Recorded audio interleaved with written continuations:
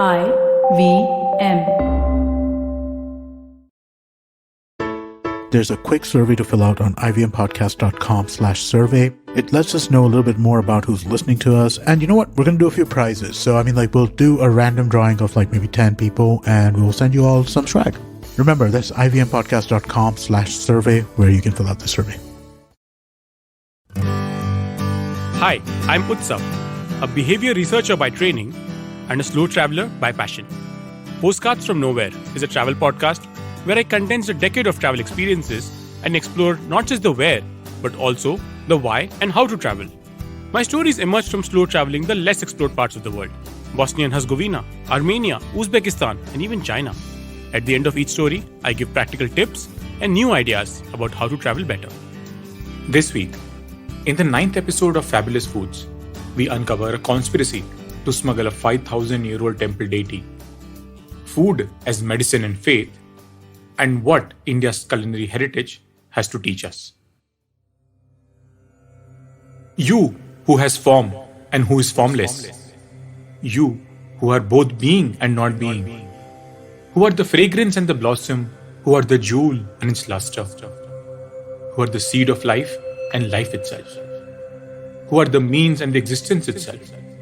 Who are the supreme Guru. Come and bestow your grace, O Murugan. This poem was written by 15th century Tamil poet Arunagirinathar, who was a major contributor to medieval Tamil literature. However, in 2003, the divine Murugan found himself in a strange controversy. The Dandayuthapani temple, located in Dindigul, Tamil Nadu, is one of the 6 abodes of Murugan. It is located in the foothills of the Palani Hills and is often referred to as the Palani Temple.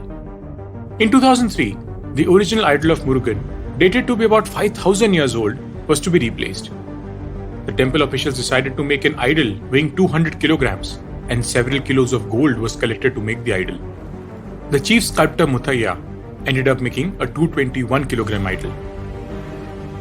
However, once installed in the front of the presiding deity, it was removed within 6 months as it turned dark.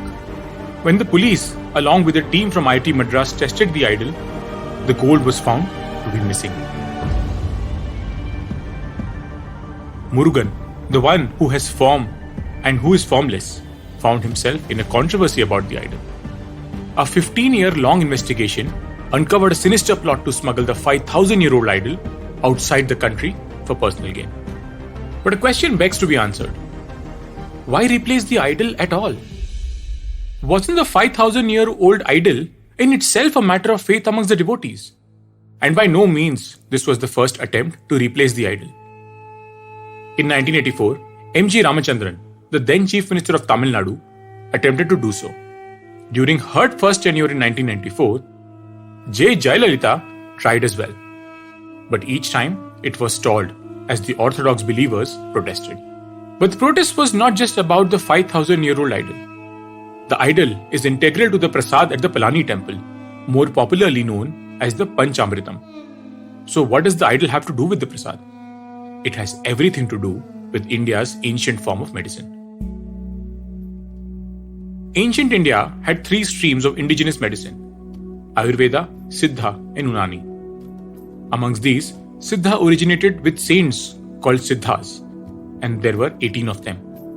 You may not have heard of them before, but one of them who wrote the Yoga Sutras is definitely known to you as a large FMCG company today, Patanjali.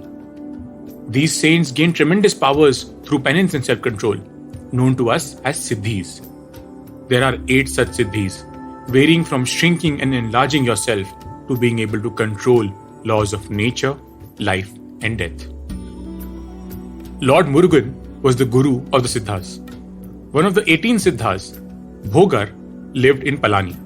Legend has it that using 4,448 local herbs found in the Palani hills, he created 9 poisons. These would elevate the body to a higher plane. Bhogar went further and mixed these 9 poisons, called Navabhashanam, to create one master medicine that would cure all illnesses. When these 9 poisons condensed, Bhogar shaped them into an idol of Murugan and established it in the Palani temple. The idol was bathed in milk and honey and each time they would absorb a little of this master medicine, which would heal anyone who consumed it. Even today, this ends up becoming what is known as the Abhishekha Panchamritam, or the Panchamrit that has been used for the ritual bathing of the deity.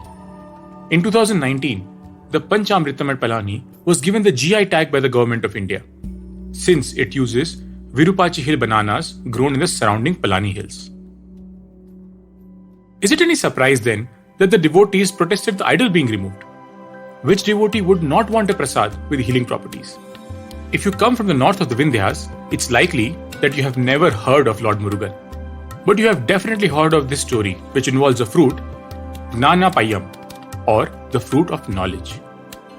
Sage Narad came to Lord Shiva carrying this wonderful fruit that would give him the benefits of all knowledge. Shiva wanted to divide it between his two sons, but Narad insisted that cutting the fruit would reduce its impact.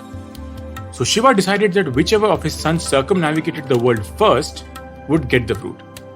One son climbed on his trusty peacock and flew off. The other son merely walked around his parents, Shiva and Parvati, and saying that they represented the world to him. Shiva was flattered and gave the fruit to him. When the other son returned, he was furious at being treated unfairly. In a childish tantrum, he climbed up a hill and refused to come down. This hill is the Palani hill.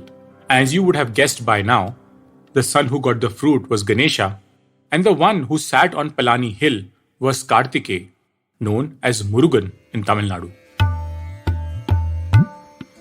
Whether it's the fruit of knowledge or the Panchamritam, food and faith interplay in intimate ways. Shobha Narayan, in her book Food and Faith, says, all religions share broad strokes.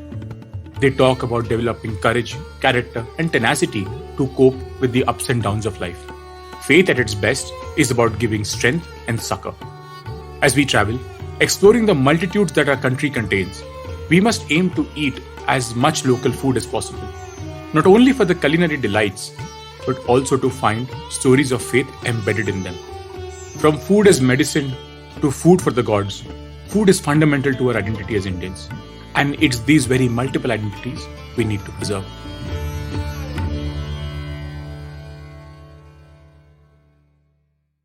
If you like this podcast, don't forget to check out other interesting podcasts on the IVM network. You can listen to us on the IVM Podcast app or ivmpodcast.com. You can also follow us on our social media. We are at IVM Podcasts on Twitter and Instagram. If you want to reach out to me, I am Utsav Memory on Twitter and YVTravel42 on Instagram.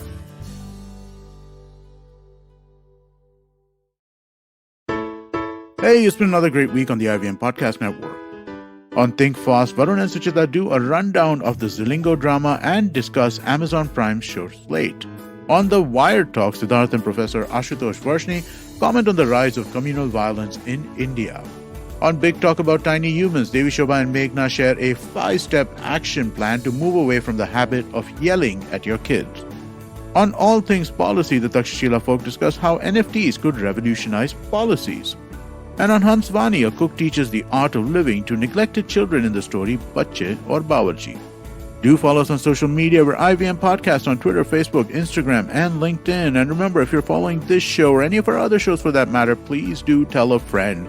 Word of mouth is one of our biggest, most helpful things you could do for us. We'd really appreciate that. And also, don't forget to rate us on any of the platforms you're listening on. And you can also check us out on YouTube. Go check out ivmpodcast.com/YouTube. You get a list of all of our YouTube channels there. We're also doing a small listener survey to better understand how you respond to our shows and the advertising on the network. We would really appreciate it if you could spare a few minutes to fill it out. It's at ivmpodcast.com/survey. This really helps us build better shows for you. And finally, we'd like to thank our sponsors for this week, SBI Life Insurance, India Water Portal, and Jupiter, a digital banking app.